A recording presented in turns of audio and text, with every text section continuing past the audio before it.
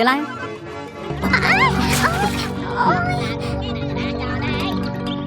ឲ្យខ្ញុំសុំទោសខ្ញុំទេដែលត្រូវសុំទោសនេះខ្ញុំជួយកូនអើយនៅលើអ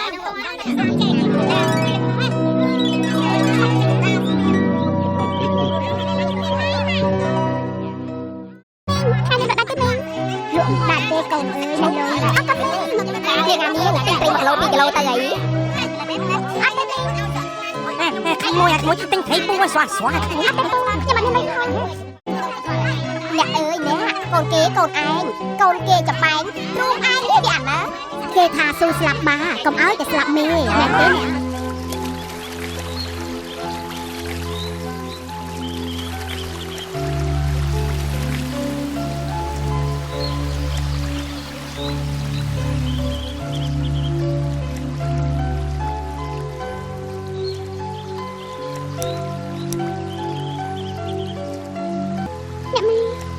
អ្នកម៉ែអញ្ចឹងមកពិសាផ្លែឈើនិងនំចំណីត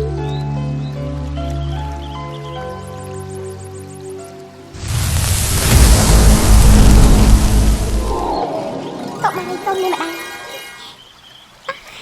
អ្នកម៉ែមកផប់សំណាងមកឲ្យកូនហើយសំណាងអីទេអ្នកម៉ែបានរកថ្ងៃនេះកូនរស់រងទុកអីទៅនេះចឹងនេះថ្ងៃស្អែកនេះកូនទៅដឹងទេ